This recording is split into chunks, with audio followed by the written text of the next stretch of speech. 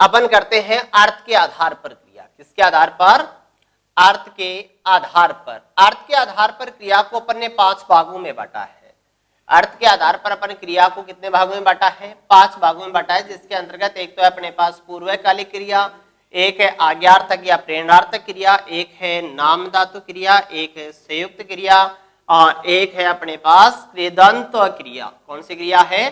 कृदंत क्रिया। साथ ही साथ अपन अन्य क्रियाओं की भी जानकारी हासिल करेंगे, अन्य क्रियाओं की भी जानकारी हासिल करेंगे। देखिएगा, इसका मतलब अपन किसको आधार बनाते हैं? अर्थ को आधार बनाते हैं। किसको आधार बनाते हैं? अर्थ को आधार बनाते हैं। इसका मतलब अपने पास दूसरा जो क्रिया का विभाजन है वो किसके आधार पर है? अर्थ के आधार पर। किसके आधार पर? अर्थ के आधार पर। अर्थ के आधार पर। अर्थ के आधार पर मूलतः क्रिया को कितने भागों में बांटा गया है? 5 भागों में बांटा गया है। देखिएगा, नंबर 1 पर यदि अपन बात करें तो अपने पास कौन सी क्रिया है? पूर्वकालिक क्रिया है। कौन सी क्रिया है? पूर्वकालिक क्रिया। देखिएगा, नाम क्या लिखा हुआ है? देखिएगा इसको अच्छे प्रकार से। नाम लिखा अपने पास पूर्वकालिक क्रिया। कौन सा लिखा हुआ है? पूर्वकालिक क्रिया। इसका मतलब अपन इसको ऐसे कर सकते हैं, पूर्व प्लस काल प्लस क्या? इक। पूर्व प्लस काल प्लस क्या कह सकते हैं? इक कह सकते हैं। पूर्व मतलब पहले, काल मतलब क्या? समय, इक मतलब होना। यानी इसका मतलब पूर्व के समय में होना। किसके संबंध में होना? पूर्व के समय में होना। यानी अपन कह सकते हैं ऐसा वाक्य, ऐसा वाक्य, ऐसा वाक्य जिसमें, ऐसा वाक्य जिसमें 2 या 2 से अधिक, ऐसा वाक्य जिसमें 2 या 2 से अधिक क्रियाएं गठित हुई हो। ऐसा वाक्य जिसमें क्या? 2 या 2 से अधिक क्रियाएं गठित हुई हो और पहले वाली क्रिया, और पहले वाली क्या? क्रिया पूर्व के समय में, पूर्व के समय में पूर्णतया, पूर्व के समय में पूर्णतया समाप्ति का बोध कराए, बोध कराए। ठीक है, पूर्व के समय में पूर्णतया समाप्ति का बोध कराए। देखिएगा, एक विशेष बात बता देता हूं, नॉट पूर्वकालिक क्रिया के साथ, नॉट पूर्वकालिक क्रिया के साथ, नॉट पूर्वकालिक क्रिया के साथ कर प्रत्यय की प्रधानता रहती है। नॉट पूर्वकालिक क्रिया के साथ कर प्रत्यय की प्रधानता रहती है। कर प्रत्यय की प्रधानता रहती है। विदित रह जाएगा। क्या कह रहा है? यह कह रहा है कि पूर्वकालिक क्रिया के साथ कर प्रत्यय की प्रधानता रहती है। कैसे भाई? जैसे ऐसे वाक्य के अंतर्गत ऐसा आएगा, लिखकार, क्या? लिखकार, पढ़कार, चलकार, दौड़कार, क्या? दौड़कार, उठकार, है ना, बैठकर, है ना, बैठकर, लिखकर, खाकर, है ना, इस प्रकार का अंश रहेगा। देखिएगा कैसे है।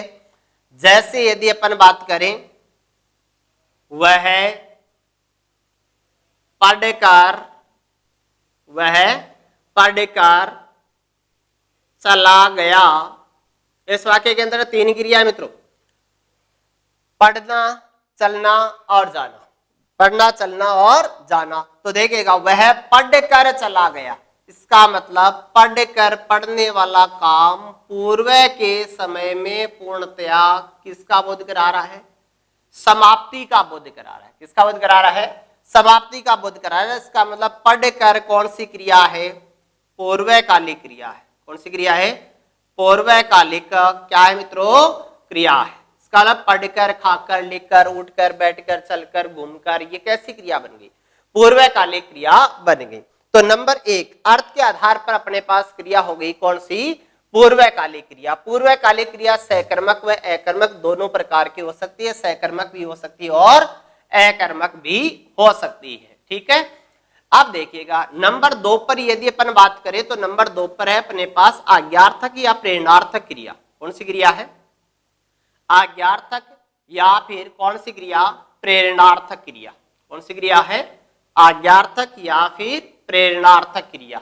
देखिएगा मित्रों, आज्ञार्थक या प्रेरणार्थक क्रिया के संबंध में क्या कहा जाता है? नंबर 2 कौन सी? आज्ञार्थक, आज्ञार्थक या अपन कह सकते हैं क्या? प्रेरणार्थक। कौन सी क्रिया? आज्ञार्थक या प्रेरणार्थक क्रिया। कौन सी क्रिया? आज्ञार्थक या फिर प्रेरणार्थक क्रिया। यानी ऐसी क्रिया जो आज्ञा या फिर किसके संबंध में आती है? प्रेरणा के संबंध में आती है। किसके संबंध में? आज्ञा या प्रेरणा का बोध कराने वाली क्रिया। आज्ञा या प्रेरणा, आज्ञा या प्रेरणा का, आज्ञा या प्रेरणा का बोध कराने वाली क्रिया। आज्ञा या प्रेरणा का बोध कराने वाली क्रिया यानी आज्ञा के संबंध में हो सकती है और प्रेरणा के संबंध में हो सकती है। किसके संबंध में? आज्ञा के संबंध में। किसके? आज्ञा के संबंध में हो सकती है। आदेश की बात हो सकती है। आज्ञा या आदेशात्मक क्रिया हो सकती है। ठीक है, जैसे कि अपन ने कह दिया अब तुम जा सकते हो। अब तुम जा सकते हो। अब तुम जा सकते हो, किसकी बात है ये? आज्ञा की बात। अब तुम जा सकते हो आदेशात्मक बात भी हो सकती है। एक उच्चाधिकारी द्वारा अधीनस्थ अधिकारियों को आज्ञा या फिर क्या दी जाती है? आदेश दिया जाता है। निम्न अधिकारी उच्चाधिकारी को आज्ञा या आदेश नहीं दे सकता।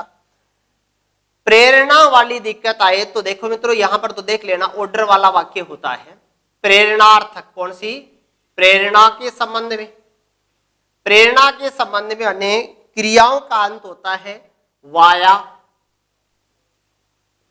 वाई, वाय, वाया, वाई, वाय, वाता, वाते, वाते।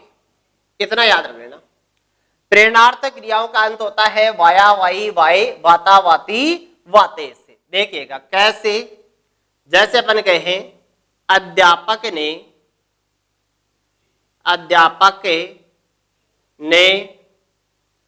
बच्चों से, अध्यापक ने बच्चों से पाठ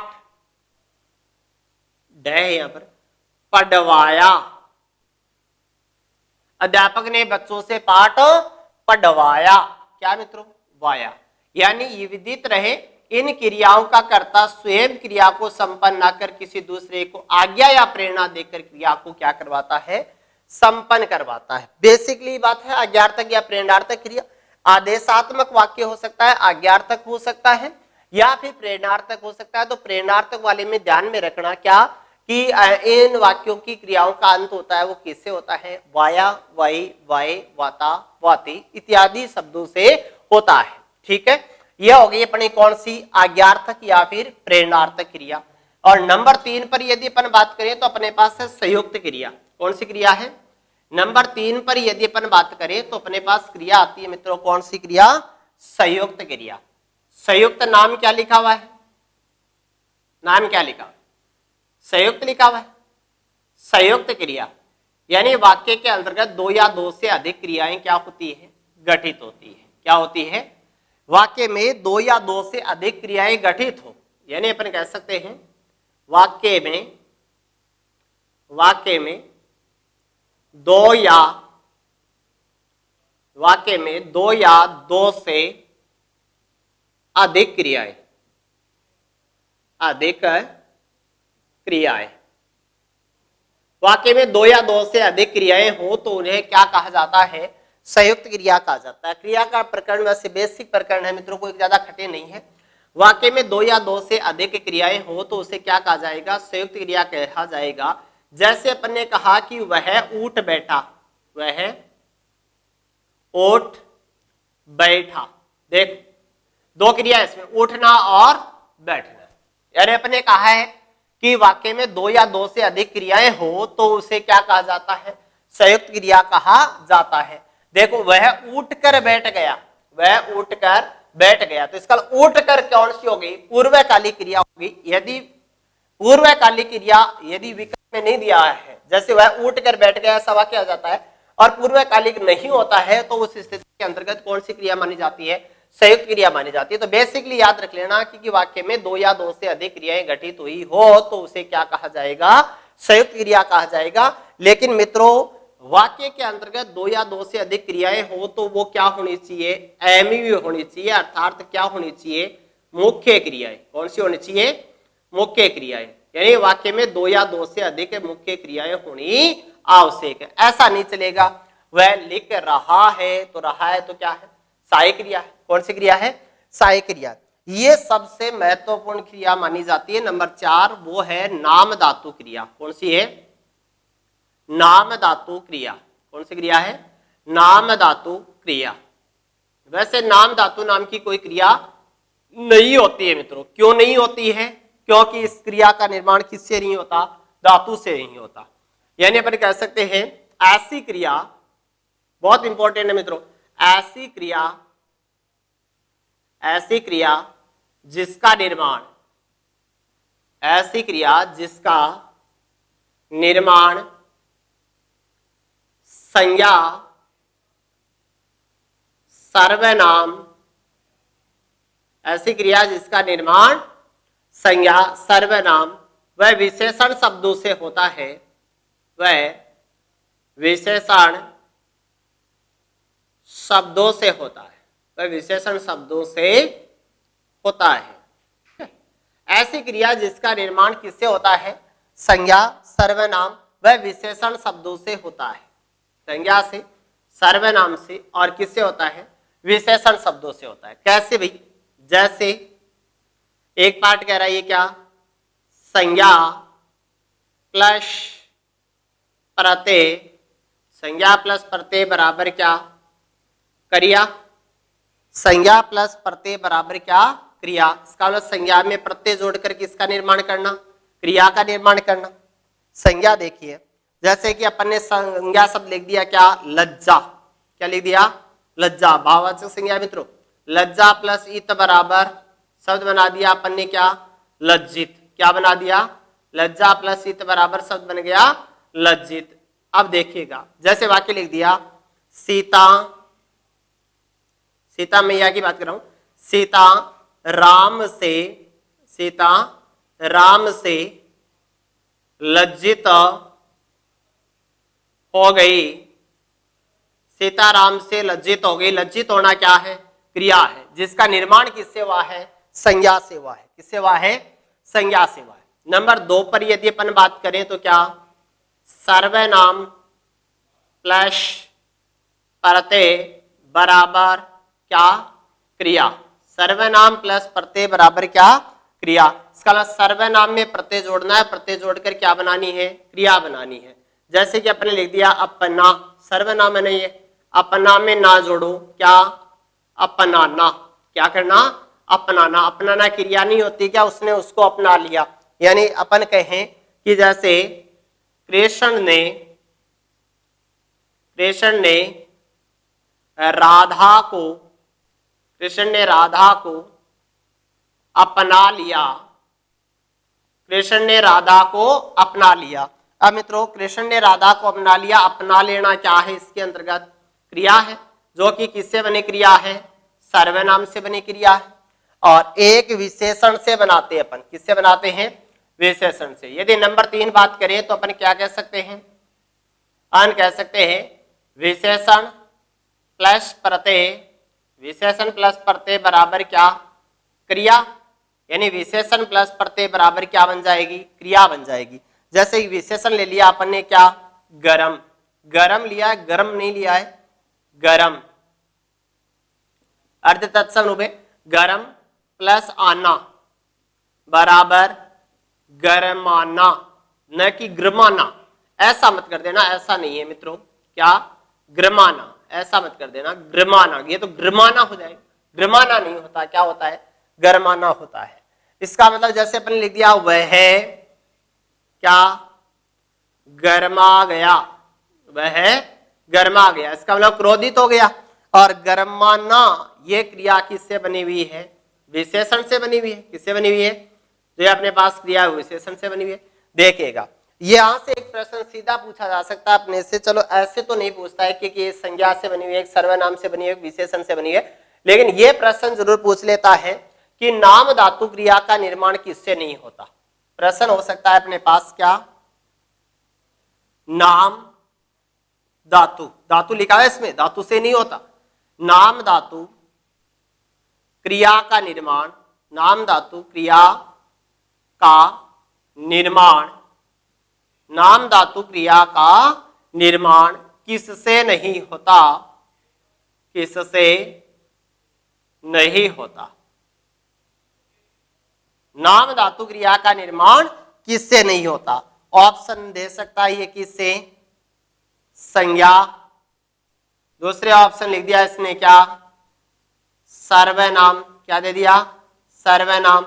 विकल्प नंबर 3 दे दिया इसने विशेषण, क्या दे दिया, विशेषण। और विकल्प नंबर 4 पर ये दे सकता है क्या, धातु या फिर अव्यय, क्या दे सकता है, धातु या फिर अव्यय। बहुत अच्छा प्रश्न बनता है मित्रों, ये बहुत अच्छा प्रश्न बनता है। प्रश्न बनता है कि नाम धातु क्रिया का निर्माण किससे नहीं होता है, तो नाम धातु क्रिया का निर्माण किससे नहीं होता है मित्रों, संज्ञा से होता है, सर्वनाम से होता है, विशेषण से होता है, लेकिन किससे नहीं होता, धातु तथा अव्यय से नहीं होता। विदित रहे, बहुत अच्छा प्रश्न है कि नाम धातु क्रिया का निर्माण किससे नहीं होता है, तो नाम धातु क्रिया का निर्माण किससे नहीं होता है, धातु तथा अव्यय से नहीं होता है। यहां से आप ये भी याद रख सकते हैं, क्योंकि नाम धातु के अंतर्गत क्या दिया हुआ है, धातु दिया हुआ है, इसका धातु तो है ही, और साथ साथ याद रखना अव्यय, धातु व अव्यय दोनों से ही नहीं होता है। और नंबर 5 पर मैं बात करूं तो बहुत आसान क्रिया है, कौन सी क्रिया, कृदंत क्रिया, इतना कह दो कृदंत क्रिया, क्रिया को ही कृदंत क्रिया कहा जाता है। धातु प्लस प्रत्यय बराबर धातु प्लस प्रत्यय बराबर कृदंत क्रिया। दांतों में प्रत्यय जुड़ने के बाद जो क्रिया बनती है वही क्या है, कृदंत क्रिया। क्यों, क्योंकि इसका खंडन कीजिएगा, जैसे कृदंत लिखा हुआ है तो ये क्या है, कृत धन क्या है, अंत है, कृत धन क्या है, अंत है। और कृत के अंतर्गत क्या है, क्री क्या है, धातु है, क्री क्या है, धातु है। इसका मतलब धातु से दांतों में प्रत्यय जोड़कर क्रिया का निर्माण किया जाता है, उसको कृदंत क्रिया कहा जाता है। देखिएगा जैसे अपन ने धातु ले ली चल, क्या ले ली, चल, चल में अपन ने जोड़ दिया ना, ता, ती, ते और कर, ना, ता, ती, ते, कर। मित्रों विदित रहे, जितनी भी अपन ने क्रियाएं पढ़ी है वो सभी की सभी क्या है, कृदंत क्रिया है। क्यों, क्योंकि कृदंत क्रिया क्रिया को ही कहा जाता है। इसका धातु में प्रत्यय जोड़कर जो क्रिया का निर्माण किया जाता है उसे ही क्या कहा जाता है, कृदंत क्रिया कहा जाता है। यहां शब्द बना लीजिए आप, देखो चल में ना जोड़ोगे चलना, चल में ता जोड़ोगे चलता, चल में ती जोड़ोगे चलती, चल में ते जोड़ोगे चलते, चल में कर जोड़ोगे चल कर। तो मित्रों अर्थ के आधार पर ये जो अपने पास 5 क्रियाएं थी, उन 5 क्रियाओं के अंश तो हो गए अपने पास। कौन सी क्रिया हो गई, एक तो अपने पास हो गई कौन सी क्रिया, पूर्वकालिक क्रिया, एक हो गई अपने पास आज्ञार्थक या प्रेरणार्थक क्रिया, एक हो गई संयुक्त क्रिया, एक हो गई नाम धातु क्रिया, और एक हो गई कौन सी क्रिया, कृदंत क्रिया। कौन सी होगी, कृदंत क्रिया। कि अर्थ के आधार पर तो एक अन्य अंश और है अर्थ के आधार पर, जो कि अपन ने किसके मूल तो कर लिए हैं, कौन कौन से कर लिए अपन ने, एक तो पूर्वकालिक कर लिया, एक क्या कर लिया, आज्ञार्थक या प्रेरणार्थक क्रिया हो गई, संयुक्त क्रिया हो गई, नाम धातु क्रिया हो गई, और कौन सी क्रिया हो गई, कृदंत क्रिया होगी। देखो मित्रों अन्य का अंश और विदित करवा देता हूं, कई बार बेसिकली प्रश्न पूछ लिया जाता है, इसका मतलब चाहे आप करें उसे थोड़ा अंश ही मात्र कर लें, चाहे लेकिन उसका ज्ञानार्जन होना जरूरी है। क्यों? क्योंकि यदि परीक्षा में बेसिकली वही दिन के संबंध में पूछा जाता है तो अपने सामने दिक्कत नहीं आए। देखिएगा, यदि अर्थ के आधार पर अन्य क्रियाओं की यदि अपन बात करें, किसकी बात करें? यदि अन्य क्रियाओं की बात करें तो इसके अंतर्गत अपने पास एक तो आती है सामान्य क्रिया। कौन सी क्रिया आती है? एक तो है अपने पास कौन सी क्रिया? सामान्य क्रिया। कौन सी क्रिया है? सामान्य क्रिया। सामान्य क्रिया के संबंध में अपन कह सकते हैं वाक्य में घटित एक ही क्रिया सामान्य क्रिया कहलाती है। एक ही क्रिया, क्या? एक ही क्रिया, यानी वाक्य के अंतर्गत यदि एक ही क्रिया आई है तो उस क्रिया को क्या कहा जाता है मित्रों? उस क्रिया को कहा जाता है सामान्य क्रिया। यदि वाक्य में एक ही क्रिया प्रयुक्त हुई है तो उसे कहा जाता है सामान्य क्रिया। जैसे मैंने पढ़ा, क्या भाई? मैंने पढ़ा, उसने लिखा, उसने लिखा, महेश ने देखा, या सुरेश ने अखबार, सुरेश ने अखबार पढ़ा। अब देखिएगा क्या क्या अंश कहा जा रहा है? यह कहा जा रहा है कि वाक्य में घटित एक ही क्रिया क्या कहलाती है? सामान्य क्रिया कहलाती है। यदि वाक्य के अंतर्गत एक ही क्रिया आई हो तो वो क्रिया क्या कहलाती है? सामान्य क्रिया कहलाती है। चाहे वो सहायक क्रिया ने मुख्य क्रिया का काम करे, यानी सहायक क्रिया मुख्य क्रिया का काम करे। चाहे देखो, वह सुंदर था, या वह सुंदर, वह सुंदर है। अब देखिएगा यह एचवी एमवी का काम कर रही है, लेकिन क्रिया कितनी है? एक ही है। यदि वाक्य में एक ही क्रिया घटित हो तो उसे क्या कहा जाता है? सामान्य क्रिया कहा जाता है। एक होती है अपने पास अनुकरणात्मक क्रिया। कौन सी होती है? अनुकरणात्मक क्रिया होती है। क्या होती है? अनुकरणात्मक क्रिया होती है। अनुकरणात्मक क्रिया के संबंध में अपन क्या कह सकते हैं भाई? अनुकरणात्मक क्रिया के संबंध में कह सकते हैं अनु का अर्थ क्या होता है? पीछे होता है। क्या होता है? अनु का अर्थ क्या होता है? पीछे। क्या होता है? अनु का अर्थ होता है पीछे, और कर्ण प्लस आत्म प्लस अक है ये। इसका मतलब अनु का अर्थ होता है पीछे, कर्ण का अर्थ होता है करना, यानी इसका मतलब एक ही क्रिया की क्या हो जाती है? पुनरावृत्ति हो जाती है। या फिर अपन कह सकते हैं धातु स्क्वायर। क्या? धातु स्क्वायर बराबर क्या? अनुकरणात्मक क्रिया। अनुकरणात्मक क्रिया, धातु स्क्वायर बराबर क्या हो जाएगी? अनुकरणात्मक क्रिया हो जाएगी। कैसे? जैसे कि अपन ने कहा कि माताजी क्या कई देर से, माताजी कई देर से बड़बड़ा रही है, बड़बड़ा रही है। माताजी कई देर से बड़बड़ा रही है। मोहन ने दरवाजा खटखटाया, मोहन ने क्या? दरवाजा, क्या? दरवाजा, मोहन ने दरवाजा या द्वार, मोहन ने द्वार क्या? खटखटाया, खटखटाया। मोहन ने द्वार खटखटाया। क्या किया? मोहन ने द्वार खटखटाया। अब देखो क्या कह रहे हैं अपन? धातु स्क्वायर बराबर कौन सी क्रिया? अनुकरणात्मक क्रिया। देखिएगा, बड़ की पुनरावृत्ति है, खट खट की पुनरावृत्ति है। इसका मतलब धातु की पुनरावृत्ति हो जाए तो अपन उसको कहते हैं कौन सी क्रिया मित्रों? अनुकरणात्मक क्रिया। बेसिकली ध्यान रखना, सामान्य क्रिया वाक्य में घटित एक ही क्रिया हो तो सामान्य क्रिया कहा जाता है। अनुकरणात्मक क्रिया मतलब धातु स्क्वायर हो जाए तो उसे अनुकरणात्मक क्रिया कहा जाता है, यानी धातु की पुनरावृत्ति हो जाए तो। देखिएगा नंबर 3 पर है अपने पास सहजातीय क्रिया। कौन सी है? सहजातीय क्रिया। कौन सी क्रिया है? सहजातीय क्रिया। सहजातीय का मतलब क्या है? यह है मित्रों सह प्लस जाति प्लस ई है। सह प्लस जाति प्लस ई है। सह का अर्थ होता है सम्मान जाति यानी है ही, और ई मतलब होना, यानी सम्मान जाति की होना। यानी किसके सम्मान जाति की होना? कर्म व क्रिया दोनों सम्मान धातु से मिलकर बने हो। कर्म व क्रिया, कर्म व क्रिया दोनों, कर्म व क्रिया दोनों क्या? सम्मान धातु से बने हो। क्या कहा जा रहा है?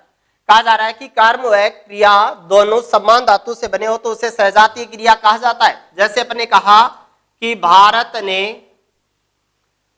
ने लड़ाई लड़ी, भारत ने लड़ाई लड़ी। देखिएगा, भारत ने लड़ाई लड़ी, लड़ी क्या है? क्रिया है। क्या है? लड़ी क्रिया है, और लड़ी क्रिया, लड़ाई क्या हो गया? कर्म हो गया। ये कर्म और क्रिया दोनों ही समान धातु से मिलकर बने। कौन सी से? लड़ से, है ना। उसने चाल चली, चाल चली, चल धातु है, चाल चली, उसने चाल चली। पढ़ाई पढ़ी, इसका मतलब पट धातु से। किसे है? पट धातु से। इसका मतलब विदित रहे कि जिस वाक्य के अंतर्गत कर्म और क्रिया दोनों समान धातु से मिलकर बने हो तो उसे कहा जाता है मित्रों कौन सी क्रिया? सहजातीय क्रिया। और एक होती है अपने पास कौन सी क्रिया? सहायक क्रिया। कौन सी होती है? सहायक क्रिया होती है। इसका मतलब मुख्य क्रिया की सहायता करने वाली क्रिया को सहायक क्रिया कहा जाता है। क्या कह सकते हैं अपन? मुख्य क्रिया की क्या? सहायता करने वाली क्रिया, मुख्य क्रिया की क्या? सहायता करने वाली क्रिया क्या कहलाती है? सहायक क्रिया कहलाती है। जैसे अपन कह सकते हैं क्या? रहा है, रही है, रहे हैं, रहा है, रही है, रहे हैं, है ना। था है, थी है, थे है ना। चुका है, चुकी है, चुके हैं। ये सभी क्या है? सहायक क्रिया है। यानी मुख्य क्रिया की सहायता करने वाली क्रिया को सहायक क्रिया कहा जाता है। जैसे कि अपने लिखा है कि हम क्रिया पढ़ चुके हैं, हम क्रिया पढ़ चुके हैं, और विदित रहे पढ़ भी चुके हैं। हम क्रिया पढ़ चुके हैं, तो पढ़ना कौन सी क्रिया है? एमवी, यानी मुख्य क्रिया है, और चुके हैं क्या है? एचवी है। इसका मतलब चुके हैं ये कौन सी क्रिया होगी? सहायक क्रिया होगी। तो मुख्य क्रिया की सहायता करने वाली क्रिया को क्या कहा जाता है? सहायक क्रिया कहा जाता है। ये मित्रों अपना क्रिया का प्रकरण हो गया। अब अपने पास एक आंसर बचता है काल के आधार पर। काल के आधार पर क्रिया का वर्गीकरण, वो अगली क्लास में पढ़ेंगे। काल के आधार पर क्रिया का वर्गीकरण।